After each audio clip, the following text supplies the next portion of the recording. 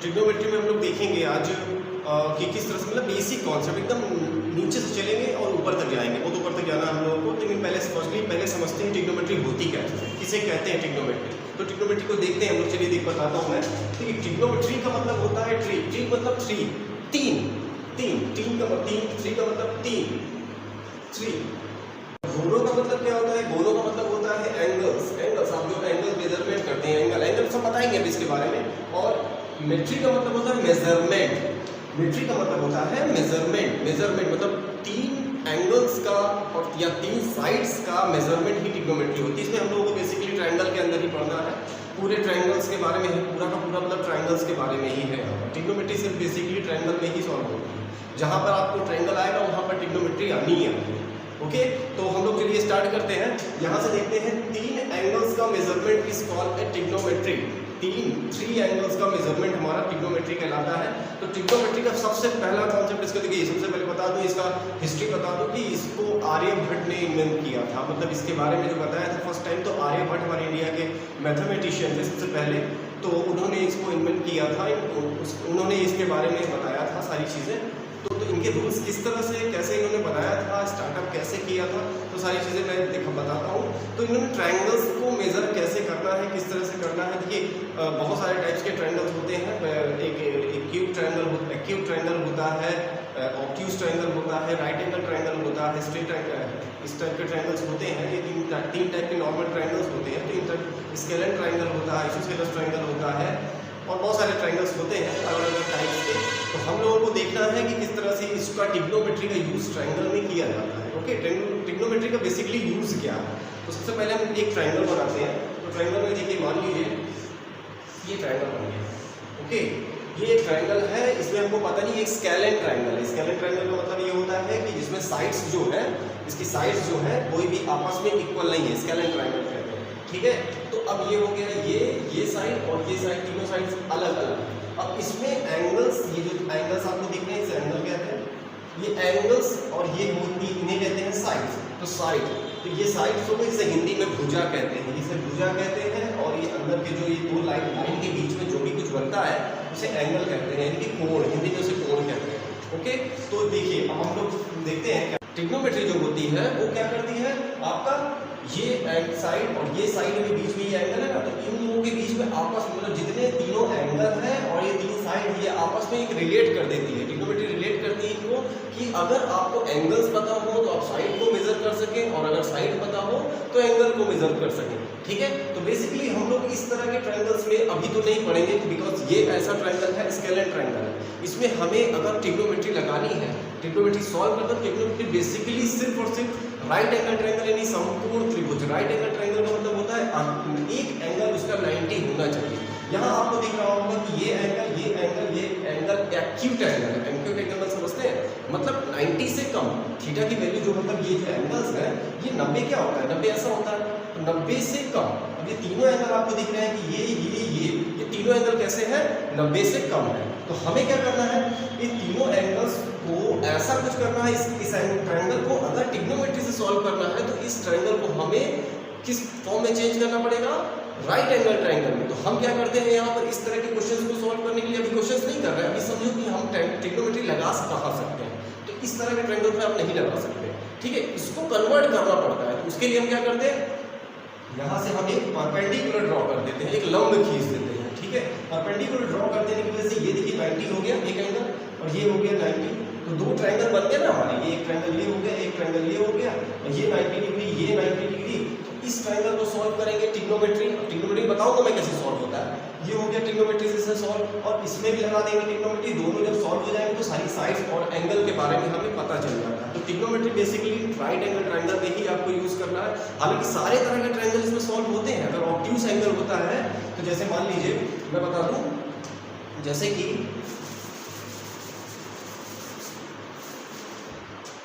मान लीजिए कुछ एंगल ऐसा है,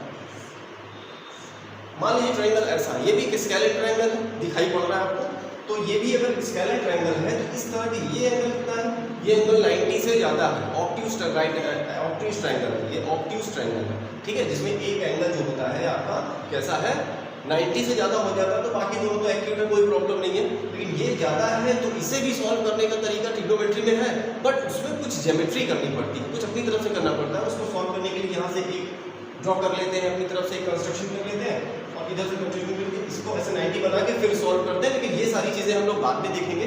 फर्स्टली हमको पहले सिर्फ और सिर्फ एक चीज़ का ध्यान देना है कि हमारा जो भी ट्रायंगल बनेगा, जो भी हमारा ट्रायंगल बनेगा वो सिर्फ और सिर्फ ट्रिग्नोमेट्री में सॉल्व करने के लिए तो 90 डिग्री वाला है ट्रायंगल बनेगा बस, उसके अलावा कोई और ट्रायंगल से हमें सॉल्व नहीं है, बिकॉज अभी हम लोग बेसिक लेवल पे सीख रहे हैं। बाकी आगे ये सारी चीज़ें हम लोग 11th 12th में ही देखेंगे। अभी हम लोगों को 90 और 90 के अंदर वाले सारे के सारे देखने हैं। ओके, तो ठीक है, स्टार्ट करते हैं। तो देखिए, तो शुरू करते हैं फिर। तो अब आता है right angle triangle. Right angle triangle किसे कहते हैं भाई? हम लोग जिसमें एक एंगल हमारा कितना हो, 90 डिग्री का हो। तो भाई साहब हमारा हमने बना लिया, हमारा सबको पता है कि ये हमारा क्या है, 90 डिग्री का है। ठीक है, ये 90 डिग्री है, ये ट्रायंगल बन गया। तो ये कैसा ट्रायंगल है?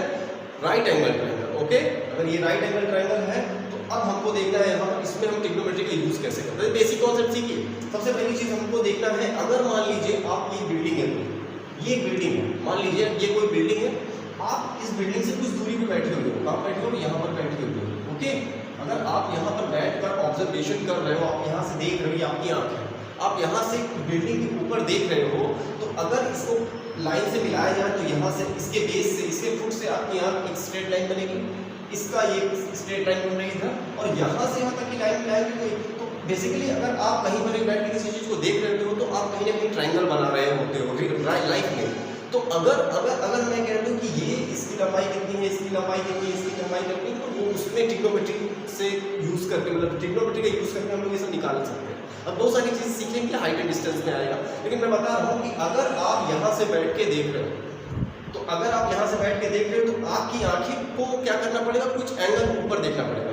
वो एंगल तो यहाँ बनेगा ना, आपको कुछ एंगल बन जाएगा। आपकी आंखें, आप देखिए, आपका तो मुंह सीधा है, अब आप अपनी आंखों को ऐसे ऊपर करके देखें तो आपकी आंखें कुछ डिग्री घूम जाती है। तो वो जो एंगल है उसको हम मान लेते हैं थीटा। थीटा का मतलब नहीं हो सकता है बच्चे कुछ नए हो तो नहीं समझ पा रहा। थीटा का एक सिंबल होता है जो कि एंगल को डिफाइन करता है। जो थीटा होता है मैं बता देता हूँ, थीटा होता है, अल्फा होता है, बीटा होता है, गामा, ऐसा करके बहुत सारे हैं। इन सबको ट्रायंगल मतलब एंगल्स के लिए हम यूज़ करते हैं कि एंगल्स को डिफाइन करने के लिए, उसको डिनोट करने के लिए। ओके, ठीक है। तो हमने यहाँ पर मान लिया कि हमारी आंखें 30 डिग्री, ऐसा होता नहीं, आप लोगों ने पढ़ा होगा 30 डिग्री 45 डिग्री, उसी तरह से हमने थीटा डिग्री मान लिया। तो थीटा डिग्री आपकी आंखें देख रही हैं। अब ऑब्जर्वेशन पॉइंट आप देख कहाँ से रहे हो, यहाँ से बैठ के देख रहे हो, आप कुछ दूरी पे यहाँ से बैठे हुए हो, आप यहाँ से बैठ के देख रहे हो, तो जो आपका ऑब्जर्वेशन पॉइंट होगा, उसी पॉइंट को आपको पॉइंट करना है, यहीं से आपको देखना है। और यहाँ से अगर आप ऊपर देख रहे हो तो इस जहाँ से आप देख रहे हो, जिस आपका जो ऑब्जर्वेशन पॉइंट है वहाँ से सामने वाला जो साइड होता है उसे कहते हैं परपेंडिकुलर। इस चीज़ को ध्यान रखना, ठीक है। जहाँ से आप देख रहे हो, इस चीज़ को बहुत अच्छे से ध्यान देना है। जहाँ से आप देखो, ऑब्जर्वेशन पॉइंट से आप देख रहे हो, उसके सामने वाले को परपेंडिकुलर कहते हैं, जिसे हम पी से रिप्रेजेंट करेंगे। ठीक है, पी परपेंडिकुलर मतलब होता है कि खड़ी लाइन, मतलब सीधी। अभी समझिएगा उस चीज़ को, ठीक है। तो ये हो गया आपका परपेंडिकुलर, ठीक है। अब जहाँ से ये 90 डिग्री, जहाँ से आपका ये आपकी बिल्डिंग है, और बिल्डिंग से आपकी आँख की जो मिला रही है लाइन, ये दोनों का ये एंगल हमारा 90 होता है। तो 90 के सामने वाला क्या हो जाएगा, हाइपोटेन्यूज, जिसे हम एच से रिप्रेजेंट करेंगे, ठीक है। और बचा हुआ जो होगा आपका, वो होगा आपका बेस, इसे बेस कहेंगे, ठीक है। ये हो गया बेस, ये हो गया परपेंडिकुलर, इसे कहेंगे हाइपोटेन्यूज। तो इस चीज़ को ध्यान रखिएगा, ठीक है। तो यहाँ पर अब याद कर लीजिए कि जहाँ से आप देख रहे हो, और देखिए ये चीज़ बहुत इंपॉर्टेंट है कि आप देख कहाँ से रहे हैं। लेकिन अगर ये नहीं ध्यान दिया ना तो आपका क्वेश्चन गलत होना है, क्योंकि इसके बाद वाला कॉन्सेप्ट जो बताऊंगा उसमें थोड़ा सा चेंज हो जाएगा। तो ठीक है, तो जहाँ से आप देख रहे होते हो तो उसके सामने परपेंडिकुलर, 90 के सामने हाइपोटेन्यूज, और जो बचेगा उसे सीधे सीधे बेस बोल देना, कोई प्रॉब्लम नहीं है। ओके, ठीक है। तो चलिए इसके बाद देखते हैं दूसरा, तो इसी टाइप का दूसरा कॉन्सेप्ट देख लेते हैं। सिर्फ आप कॉन्सेप्ट देखेंगे, अभी क्वेश्चन बाद में करेंगे, छोटे छोटे कॉन्सेप्ट देखते हैं पहले। अब आते हैं हम लोग दूसरी चीज पे। दूसरा चीज ये है कि अगर आपका कोई इंसान है, मान लो कोई बिल्डिंग, ओके, कोई बिल्डिंग है, उस बिल्डिंग में एक बंदर बैठा हुआ है, बंदर ये है, ऐसे ही बन पा रहा है, ठीक है। तो एक बंदर बैठा हुआ, वो बंदर क्या करता है, यहाँ पर कहीं पर किसी भी बिल्डिंग से कुछ दूरी पर केला रखा हुआ है, ठीक है। एक नॉर्मल मैं एग्जाम्पल हमेशा यही लेके चलता हूँ, जब मैं क्लास में पढ़ा रहा होता हूँ तभी मैं एग्जाम्पल लेके चलता हूँ। तो ये केला रखा हुआ है कुछ दूरी पर, ठीक है। अब वो बंदर उसे देख रहा है कि इसकी आंखें इस बार कहाँ पर है, यहाँ पर है, ठीक है। ये बंदर देख रहा है, ठीक है। तो यहाँ से देख रहा है इस केले को, इसकी लाइन एक ला दिया मैंने, तो ऐसे मैं देख रहा हूँ, ठीक है, ये ऐसे देख रहा हूँ। तो अब यहाँ पर बंदर के रिस्पेक्ट में हमें देखना है कि अगर ये ट्रिग्नोमेट्री लगाए कि ये बंदर सोचे कि ये केला मुझसे कितनी दूर रखा हुआ है, अगर ये ट्रिग्नोमेट्री सॉल्व करे तो बता सकते हैं कि जहाँ पर एंगल ऑब्जर्वेशन पॉइंट कहाँ से लिया जाएगा। नॉर्मल सी बात है, जहाँ से मैं देख रहा हूँ, जहाँ से बंदर देख रहा है, मतलब सॉरी मैं बंदर नहीं, जहाँ से ये बंदर देख रहा है वही होगा तुम्हारा ऑब्जर्वेशन पॉइंट। तो हम इस बार एंगल जो मानेंगे यहाँ से ऑब्जर्व करेंगे, इस एंगल को हम लेंगे थीटा, ओके। ये 90 कभी चेंज नहीं होगा, बिल्डिंग और उसके बीच का एंगल तो 90 कभी चेंज नहीं होगा, ठीक है। तो अब यहाँ पर 90 वाले के सामने मैंने पहले बता दिया था वो क्या होता है, हाइपोटेनियस। बच्चे बहुत गलतियां करते हैं, ठीक है। हाइपोटेनियस कभी चेंज नहीं होता है, ओके, ध्यान रखना इस चीज का। 90 के सामने वाले को सीधे मुंह बंद करके, आंख बंद करके आप सीधे आप हाइपोटेनियस ले लेना। उसके बाद दूसरा आता है कि ऑब्जर्वेशन पॉइंट कहाँ है, यहाँ पर। इसके सामने वाले क्या हो जाएंगे भाई साहब, उसके सामने वाला क्या होना चाहिए, जैसे वहां पर यहाँ था तो सामने वाला परपेंडिकुलर था, तो हम यहाँ वाले को इस बार परपेंडिकुलर रहेंगे, जो बेस लग रहा था आपको वो परपेंडिकुलर है, ठीक है। और बचा हुआ इस बार ये उसके रिस्पेक्ट में, बंदर के रिस्पेक्ट में वो बेस हो जाएगा। तो क्वेश्चन आप जब सॉल्व करेंगे तो इस तरह से सॉल्व करेंगे, ओके, समझ में आया। तो ये कॉन्सेप्ट छोटा सा था जो मैं बताना चाहता था। जो 9th क्लास में 10th क्लास में बच्चे होते हैं उनको थोड़ा सा इस पर प्रॉब्लम होती है, इसलिए मैंने इस चीज़ को, अभी क्लासेस स्टार्ट हुई है तो बहुत ही डीप लेवल पे हम लोग चल रहे हैं। अभी धीरे धीरे क्लासेस जब टफ होती जाएंगी तब आपको लगेगा कि हाँ यार टीचर तो बहुत टफ पढ़ा रहा है, लेकिन ऐसा नहीं है, हो जाएगा। चलिए, अभी मैं नया हूँ तो उतना कोई एक्सपीरियंस नहीं है, लेकिन मैं ट्राई कर रहा हूँ अच्छा से अच्छा देने की आपको।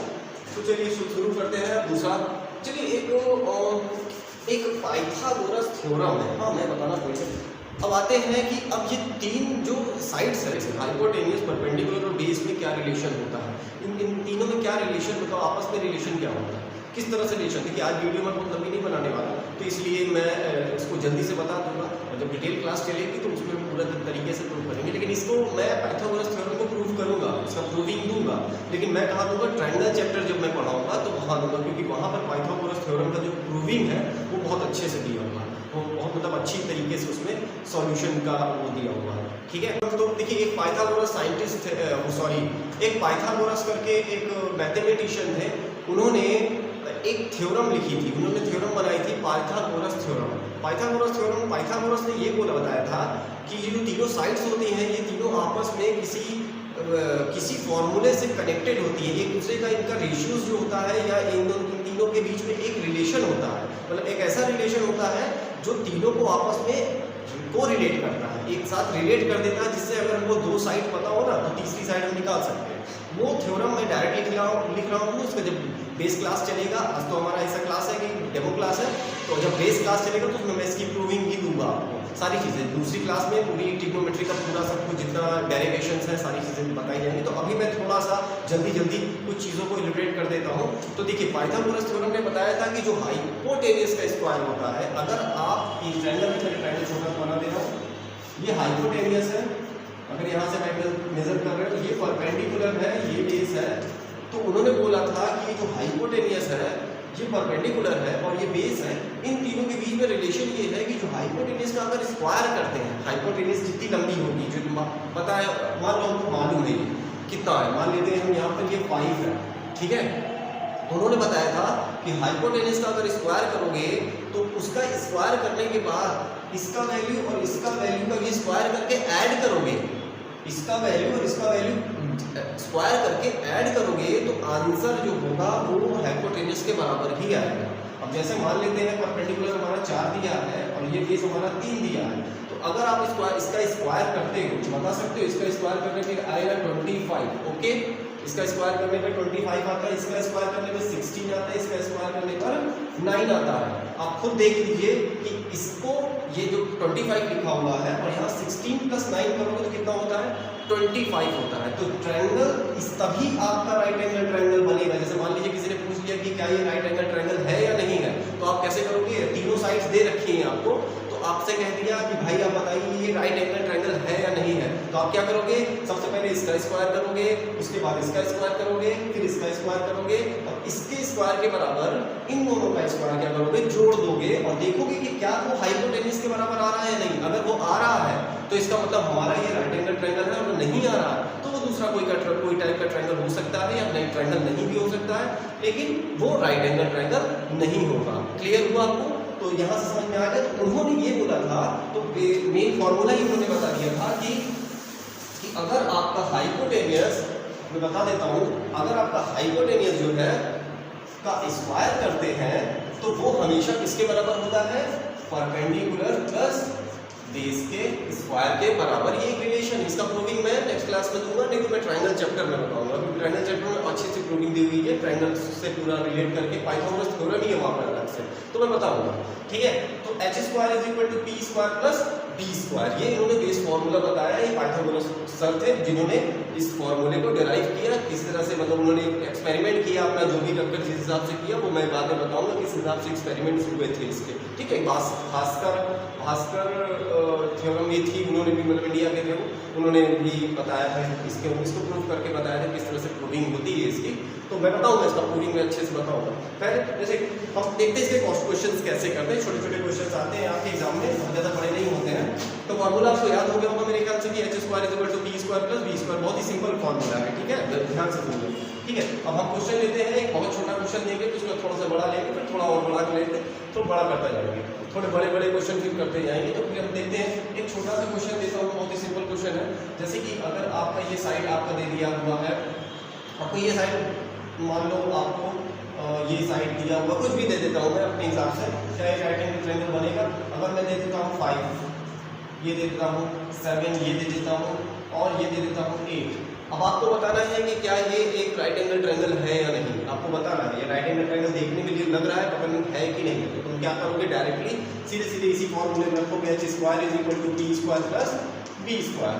एंड क्या है यहाँ पर, 8 का स्क्वायर इज इक्वल टू 5 का स्क्वायर प्लस 7 का स्क्वायर, ये 64 इज इक्वल टू 25 प्लस 49, 49 9 5 कितना हो जाता है आपका 4, ये कितना हो गया आपका 5 6 7 74 64। क्या ये दोनों बराबर है, क्या 74 64 के बराबर हो सकता है, नहीं हो सकता है। तो हमने सीधे सीधे क्या किया, इसे काट दिया, और it's not a right angle triangle, ये एक राइट एंगल ट्रायंगल नहीं है, it's not right angle triangle, ये राइट एंगल ट्रायंगल नहीं है। तो इससे हम लोगों को पता चल जाएगा। तो कभी क्वेश्चन आएगा तो आप सबसे पहले, अगर राइट एंगल ट्रायंगल का क्वेश्चन आता है तो सबसे पहले आपको यही करना है, तीनों साइड्स में सबका स्क्वायर करके, और ये दो साइड मतलब परपेंडिकुलर बेस को जोड़ देगा। अब जब दिक्कत फंसेगी कि कौन सा हमारा परपेंडिकुलर है, कौन सा बेस है, सर आपको तो पता है ये ट्रायंगल, अगर क्वेश्चन कुछ ऐसा लिख दे सर तो मैं क्या करूँ, अगर क्वेश्चन कुछ ऐसा लिख दे तो मैं क्या करूँ, मुझे तो समझ ही नहीं आ रहा है। अगर क्वेश्चन ने ऐसा लिख दिया, क्वेश्चन ने सीधे बोल दिया कि क्वेश्चन ने ऐसा कह दिया कि सर ये 12 लिखा है, साइड्स दी है, राइट एंगल ट्रायंगल की साइड्स दे रखी है आपको 12 सेंटीमीटर और 13 सेंटीमीटर और 17 सेंटीमीटर। ओके, अब ऐसा करके बोल दिया है। अब बोल रहा है कि तीनों ट्रायंगल मिल के अगर कोई ट्रायंगल बनाते हैं, सॉरी ये तीनों एजेस मिलकर अगर कोई ट्रायंगल बनाते हैं तो वो ट्रायंगल राइट एंगल ट्रायंगल होगा या नहीं होगा। मतलब ये पूछ रहा है कि ये तीनों अगर मिलके बनते हैं तो राइट एंगल ट्रायंगल होगा या नहीं होगा। तो हमें क्या करना है यहाँ पर, देखिए सबसे पहले ये समझ में नहीं आ रहा है कि इसमें परपेंडिकुलर कौन सा है, बेस कौन सा है और हाइपोटेन्यूज कौन सा है। ठीक है, हाइपोटेन्यूज तो कभी चेंज नहीं होता, मैंने पहले ही बताया आप लोगों को, हाइपोटेन्यूज कभी चेंज नहीं होता। तो और सबसे बड़ी दूसरी चीज है कि हाइपोटेन्यूज हमेशा सबसे बड़ा भी होता है। ये भी दूसरा कॉन्सेप्ट आप नोट कर लो कि सबसे बिगेस्ट एज होगी जो, वो हाइपोटेन्यूज ही होगी हमेशा। तो सबसे बड़ा नंबर इसमें कौन सा है, 17 है सबसे बड़ा नंबर। तो हम मान लेंगे पहले इसको हाइपोटेन्यूज h, पहले ही हमने सोच लिया कि इसका क्या है, हाइपोटेनस है, जिसे हमने मान लिया, और उसके बाद इसको और इसको हमने परपेंडिकुलर और बेस तो आपस में बदलते रहते हैं तो कोई दिक्कत नहीं है, वो ऑब्जर्वेशन पॉइंट के ऊपर डिपेंड करता है कि कौन सा परपेंडिकुलर है कौन सा बेस है, उससे कोई फर्क पड़ता नहीं है, फर्क पड़ता है इससे से। तो ये हमें पता चल गया कि भाई ये हाइपोटेनस है, इन दोनों में से किसी को भी बेस मान लो या परपेंडिकुलर मान लो, कोई फर्क नहीं पड़ता। तो हम लोग स्टार्ट करते हैं। h square is equal to t square, h square is equal to t square plus d square. देखिए h स्क्वायर क्या है हमारा, 17 का square is equal to t कितना है हमारा, कोई भी मान लेते हैं, 12 का स्क्वायर 13 का स्क्वायर। हम लोग सॉल्व करेंगे, 289 आता है, ये 144 आता है, ये आता है हमारा 13169, ये हो जाएगा आपका 3, ये हो जाएगा आपका 331289, क्या ये बराबर है, ये नहीं है बराबर, तो इसका मतलब ये हो गया हमारा, ये हो गया कि भाई ये दोनों में बराबर नहीं है। तो हम क्लियर हो गया, हमारा क्लियर हो गया क्या चीज की, ये एक परपेंडिकुलर ट्रायंगल नहीं है, इट्स नॉट परपेंडिकुलर ट्रायंगल, ये नहीं है। तो इस तरह से आपको क्वेश्चंस मिल सकते हैं, अगर आपको आएगा तो। बहुत छोटा कॉन्सेप्ट था, बहुत बड़ा चीज़ नहीं था, बहुत मैंने कोई रॉकेट साइंस नहीं बताया, लेकिन जो भी बताया है यहाँ पर कुछ बहुत सारे मेरे को देखने वाले ऐसा नहीं है कि बहुत टैलेंटेड ही बच्चे होंगे, कुछ बच्चे हैं जिनको बिल्कुल भी मैथ्स नहीं आती। मैंने पहले ही क्लास में बताया था कि मैं मैथ्स में एकदम बेसिक, एकदम जीरो से लेके चलूँगा, इट्स जीरो, एकदम जीरो है, क्लास 8 का में सिखाया जाता होगा शायद, तो मैं एकदम जीरो से ही लेके चलूँगा, फिर ऊपर उठूँगा। बहुत लंबा लेक्चर हो सकता है हमारा आगे, मतलब हम बहुत पार्ट्स में बहुत बड़े बड़े लेक्चर बना सकता हूँ मैं, तो उसके लिए ध्यान रखिए, मैं कोर्स कंप्लीट करने नहीं आया हूँ, मैं सिर्फ और सिर्फ आपको सिखाने के लिए आया हूँ। ध्यान रख रहे हैं आप, इस चीज़ को ध्यान दीजिए। तो हेजिटेशन थोड़ा कम हो गया पहली वीडियो के बाद से, भी टेंशन लेने का नहीं है, मिटा देता हूँ। चलिए छोटा सा क्वेश्चन करके देखते हैं। छोटा सा क्वेश्चन है, ये हमारा हो जाता है, जैसे मान लीजिए हमारा ये दिया है 4, ये दिया है 7, तो आपको बताना है कि हाइपोटेनस की वैल्यू कितनी होगी। इसमें हाइपोटेनस का वैल्यू पूछा हुआ है, कितना लंबा होगा ये, ठीक है। अगर बिल्डिंग की लंबाई 4 मीटर है और तो आदमी बैठा हुआ है 7 मीटर दूर बैठा है, तो बताना है कि आदमी अगर बिल्डिंग के ऊपर देखेगा तो बताओ कितनी दूर देख लिया, ऐसा कुछ सोच लो, कितना दूर उसने देखा, तो वो हमको निकालना है। तो हमें साफ साफ पता चल गया ये राइट एंगल, इससे वो मतलब नहीं कि बेस है कि परपेंडिकुलर, ये हम जब एंगल आएगा ना, तो हम ऑब्जर्वेशन पॉइंट, जब आदमी ऑब्जर्वेशन पॉइंट आया नहीं है, जब ऑब्जर्वेशन पॉइंट आ जाएगा तब हम देखेंगे इस चीज़ को कि ये परपेंडिकुलर की, ये अभी नहीं, जब एंगल आता है तो परपेंडिकुलर और बेस की जरूरत पड़ती है। अभी आप बेसिकली हाइपोटेनस से, हाइपोटेनस को आपको फाइंड करना है, तो बस हाइपोटेनस को ध्यान दो आप, और किसी चीज़ को ध्यान रखो। तो ये आपका हाइपोटेनस होगा, यही आपको निकालना है। तो हम कैसे निकालेंगे, हमारे पास नॉर्मल फॉर्मूला है, ये है t square plus d square. h square क्या होता है हमारा, सॉरी h स्क्वायर तो निकालना ही है हमको, t स्क्वायर क्या है, कोई भी मान लो, हमने 4 को मान लिया, 7 को मान लिया, h is equal to 16 plus 49, ये कितना हो गया 65। देखो ऐसे स्क्वायर जो है इस पे जाता है तो अंडर रूट आ जाता है, और प्लस माइनस आगे आता है।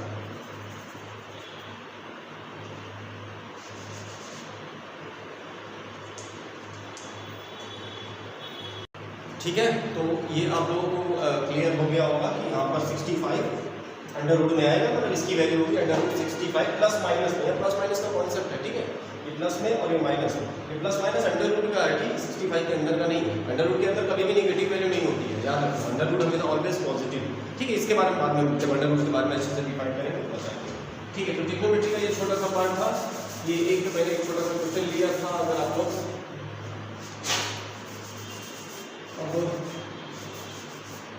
मैं इस ट्रायंगल का नाम दे देता हूँ, ठीक है, ए बी सी, ट्रायंगल का नाम दे दिए, ये वर्टिसेस ऑफ ट्रायंगल होते हैं, ठीक है। वर्टिसेस का मतलब होता है जहाँ दो लाइन आपस में मिलती है उसे वर्टिसेस कहते हैं, ध्यान रखना इस चीज़ों का। तो ये हो गया वर्टिस, पहला वर्टिस, सेकंड, थर्ड, ठीक है। तो ये हमारा ये राइट एंगल ट्रायंगल है। अब आते हैं हम लोग कुछ क्वेश्चन को थोड़ा सा हल्का सा चेंज करते हैं, हल्का सा थोड़ा सा घुमा देते हैं हम लोग। तो इसमें अगर मैं कह दूँ कि इसकी वैल्यू आपको 7 दी है, मैंने कह दिया कि आपको इसकी वैल्यू 7 सेंटीमीटर दी है, और बोल रहा है ए बी और ए सी की वैल्यू जो है 25 दिया हुआ है, ध्यान से देखिए, ए बी और ए सी, यानी ए बी प्लस ए सी। बड़ा इंपॉर्टेंट क्वेश्चन है, यानी आप क्वेश्चन का मतलब समझना। इसमें कैसे दिया हुआ, अलग टाइप से दिया हुआ है।